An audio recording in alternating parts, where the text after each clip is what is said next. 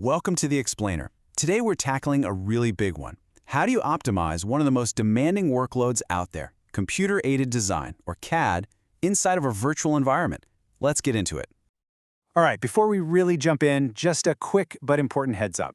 What you're about to see is Module 9 of a much larger 20-part tutorial. So think of this as a high-level overview. It's based on a really deep report, but it's not specific legal or technical advice for your exact situation. The full report has way more detail, and we're actually going to hit the tangled web of licensing hard in a later module. So definitely keep that in the back of your mind as we go. So, let's get right to the heart of it. This is the central question, isn't it? How can you possibly give your engineers and designers the raw power they need without chaining them to a huge, noisy workstation under their desk? Believe me, this is one of the toughest nuts to crack in the entire world of virtualization. So what is it that makes virtualizing CAD so incredibly tough? I mean, it's not like virtualizing a standard Office desktop. Not even close. CAD applications have this very specific, absolutely non-negotiable list of demands when it comes to performance and compatibility. And this is where it gets really interesting. It all starts with the hardware.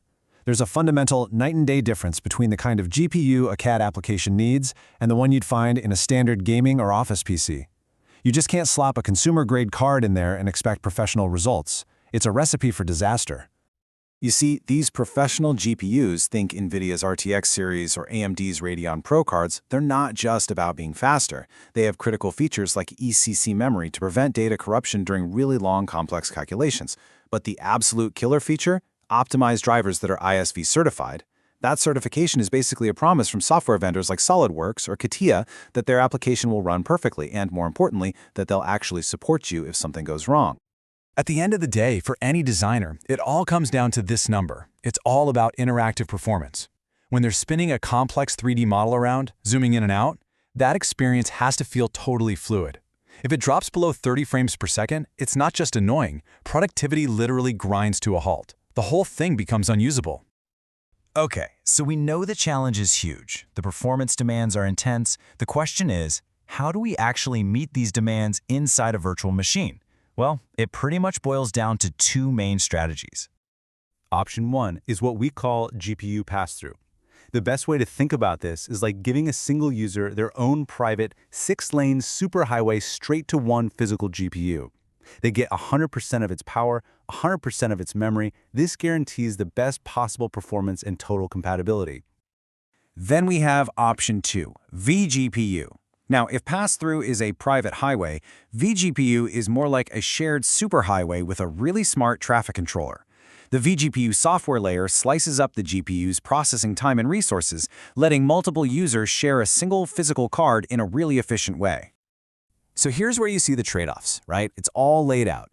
GPU pass-through gives you that unbeatable bare metal performance that's perfect for a power user, but it's more expensive because it's a one-to-one deal. On the flip side, vGPU gives you fantastic cost efficiency by letting you share those expensive GPUs among a group of standard users. And this really gets to the heart of the matter for anyone planning a project like this. It's not about which technology is best in a vacuum. It's all about the people who are actually going to be using it every single day. So which one is better? Well, that's kind of the wrong question to ask. The real question is, who is it for? To answer that, you have to understand that there are really two main types of CAD users. So first up, let's talk about your power user. You know who I'm talking about. This is the engineer designing a full jet engine assembly with millions of tiny parts. For this person, any lag, any stutter is completely unacceptable. They absolutely need the dedicated, no-compromise performance of GPU pass-through to get their job done. But then you've got your standard user, and their workload looks totally different. They might be working on a single component, or maybe just reviewing designs. Their GPU usage is bursty. They'll hit it hard for 5 minutes, and then it might sit idle for an hour. This user is the perfect, and I mean perfect, candidate for vGPU. It allocates resources when they're needed and frees them up for others when they're not. And this is the key takeaway, really. For almost every organization out there, the answer isn't picking one or the other. No way! The smart play is a hybrid solution. You deploy cost-effective vGPU for the majority of your standard users, and you carve out dedicated GPU pass-through resources for that small but critical group of power users.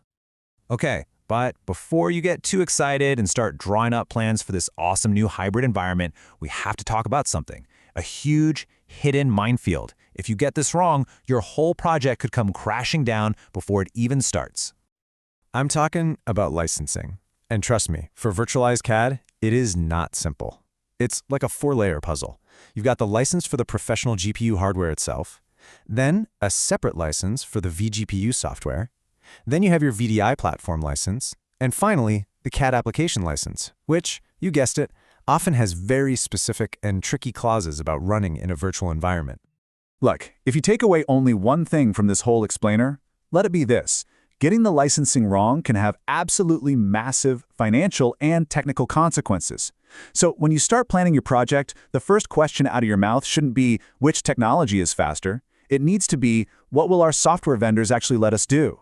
That subtle shift in thinking could literally be the difference between success and failure.